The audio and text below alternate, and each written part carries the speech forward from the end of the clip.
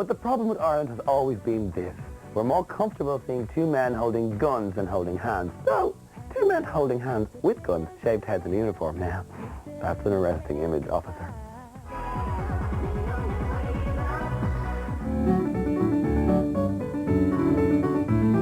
The Callar-Gas Housewife of the Year competition. Now there was fuel for the fires of Irish camp that eventually raged out of control in the mid-90s. The most un-PC, unbeautiful beauty contest has a special place on the doily of my heart. Our mammies competing against our mammies in a vicious battle of public ironing, cooking and leg kicking to be crowned Mammy of the Year. As a child I thought sure she'd need them big shoulders to carry home the prize, a bottle of gas. Actually, the Housewife of the Year is an example of how Ireland could be camp and totally uncamp all at the very same time. Just like the rose tree. Really, the only camp thing about the rose thing is that it's held in a tent. In every other way, it's just an excuse to introduce an unsuspecting public to lesbian folk anthems. My soul with a fella is lower than a cellar. Oh, you can't get a man with a gun. But let's be honest, no self-respecting lesbian would wear that dress. So look at the biceps on your one. They're massive. I like hanging out with gay fellas in pubs and stuff. And people think we're different. We're not different at all. We just have fun. If I don't like me mate Jack, for instance, I'll just say, yeah, bitch, and we'll all go dancing, you know, like, yeah, bitch. Even when I go to the toilet, it's an experience. I go to the toilet, I dance into the toilet, I groove around the toilet, I meet friends in the toilet, I dance back to me friends, I sit down, we're moving all night like this. Straight fellas, no. They go to the toilet like this. And they drink like this. And they talk like this. Nothing gay about that. Like, I'm not gay per se, but I know where the fun is, you know. I know how to shake it. I'd like to take a moment now to pay homage to a woman who taught us what camp was all about.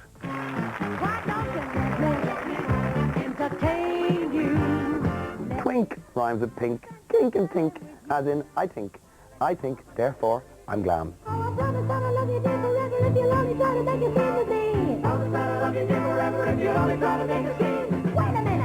a minute. How come y'all say that was an I say? On your own Hey, but this is really funny.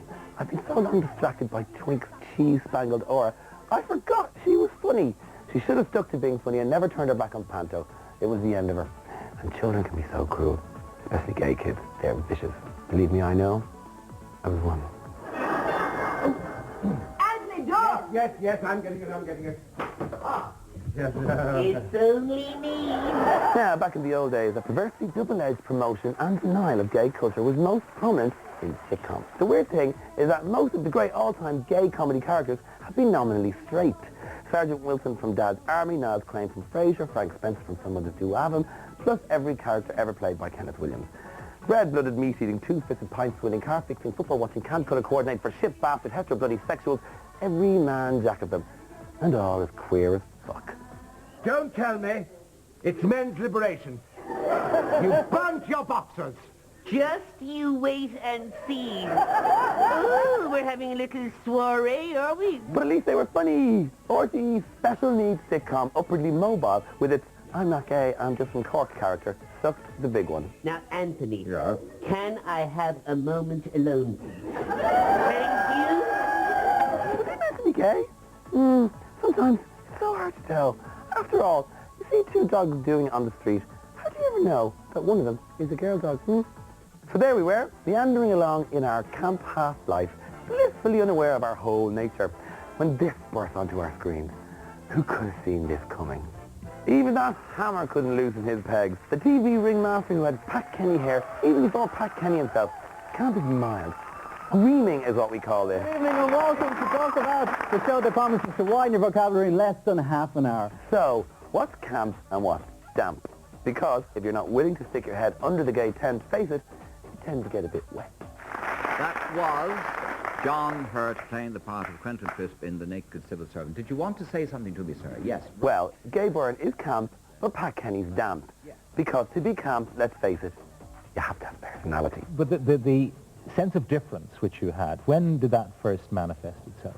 But he's lovable in a Jeffrey Dahmer kind of way. You might be going down a one-way street the wrong way. Now, recent youth drama, The Big Bow Wow, was so tokenistic in its introduction of gay characters that it felt like they were created on the back of a Tesco club card. How about quiet night in? Just the two of us. I never thought I'd hear you say that. Yeah, well, I never thought I'd hear myself say it either.